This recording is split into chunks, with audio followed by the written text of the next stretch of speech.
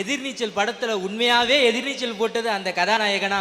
ஒரு சாதாரண கிராமத்துல பிறந்து தன்னோட பெண் இந்த இந்தியாவுக்காக ஓடி தங்கப்பதக்கம் வாங்கணும்னு சொல்லி அவரை தயார்படுத்தினானே, அந்த தகப்பன் தாமா உண்மையாவே அந்த படத்துல எதிர்நீச்சல் போட்டது.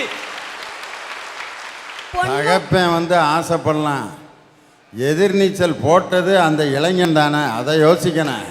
எத்தனையோ தகப்பன் ஆசைப்படுவேன், நம்ம பையன் பெரிய விளையாட்டு வீரனா வரணும்னு. அவன் எங்கே விளாண்டுக்கிட்டு இருப்பான்னா டாஸ்மார்க்கில் ஆப்பாயிலோடு விளாண்டுக்கிட்டு இருப்பேன். ஆனால் அந்த கனவை நனவாக்கியது ஒரு இளைஞன் தானே.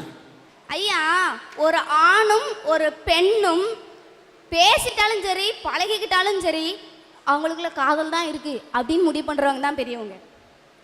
இந்த சின்ன குழந்தைங்க இருக்காங்களே பார்த்தீங்களா, அந்த அக்காவும் அண்ணனும் பேசிகிட்டு இருக்காங்க, அவங்களுக்குள்ள என்னமோ இருக்குது அப்படின்னு சொல்கிறாங்க பார்த்தீங்களா, அவங்க தான் குழந்தைங்க.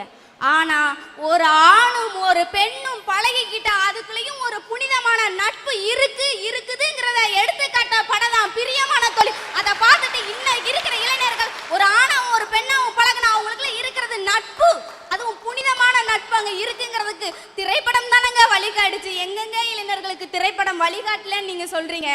ஐயா, எனக்கு தெரிஞ்ச ஒரு ஃப்ரெண்டுன்னு சொல்கிறத விட அண்ணன் வயசு, எனக்கு 25 வயசு அவருக்கு. அவர்கிட்ட நான் கேட்டேன், அதாவது இப்போ இருக்கிறவங்க எல்லாருமே favourite song, favourite colour, favourite ட்ரெஸ்ன்னு வச்சுருக்குறோம் ஐயா. அந்த மாதிரி அவர்கிட்ட நான் கேட்டேன், உங்களுடைய ஃபேவரட் சாங் என்னன்னு கேட்டேன். உடனே அவர் சொன்னார், ஒரு முறை பிறந்தேன் உனக்கென உயிரையும் நான் கொடுப்பேன், மனதினில் உன்னை சுமப்பறினாலே மரணத்தை தாண்டியும் வாழ்ந்திருப்பேன் அப்படிங்கிற சாங்க சொன்னாரியா. உடனே எனக்கு டவுட் வருது, சப்போஸ் ஒரு லவ் பண்ணுறாரோ அப்படின்னு சொல்லிட்டு அவர்கிட்டயே கேட்டேன், நீங்கள் லவ் பண்ணுறீங்களோ அப்படின்னு கேட்டேன். அப்போ அவர் என்ன தெரியுமா சொன்னார், நான் லவ் பண்ணலை, ஆனால் என்னைக்காவது ஒரு நாள் என் வாழ்க்கையில் என்னோட லட்சியத்தை அடைஞ்சிட்டு கண்டிப்பாக ஒரு பெண் என்ன நம்பி என்னை கல்யாணம் பண்ணிப்பா, அந்த பொண்ணை எப்படி ஒரு ஒரு ஒரு கிடைச்ச அந்த ஒரு லைஃப்பில் எப்படி லவ் பண்ணுங்கிறத தான் நான் அந்த படத்துல இருந்து கற்றுக்கிட்டேன், அந்த பாட்டு மூலமாக கற்றுக்கிட்டேன்னு சொன்னானே. அதுலேருந்து என்னையா தெரியுது, திரைப்படங்கள்லேருந்து எங்கள் இளைஞர்கள் காதலை நல்ல வழியில தான் நடத்துகிறாங்க, மற்றவங்க சொல்கிற மாதிரி கெட்ட வழியில் என்றைக்குமே நடத்தலைங்க. ஐயா, ஒவ்வொருத்தருக்கும் ஒவ்வொரு லட்சியம் இருக்கும், அதை அடையிறதுக்காக படிப்படியாக போவாங்க. அப்போ நிறைய தடைகள் வரும், அதெல்லாம் தாண்டி வரணும், அப்படிதானே?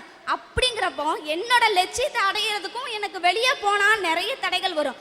அப்படி இருக்கிறப்போ எனக்கு ஒரே ஒரு பாடல் மட்டும்தான் அத்தனை தடைகளையும் மீறி இன்னைக்கு இங்கே நிற்க வைக்குது.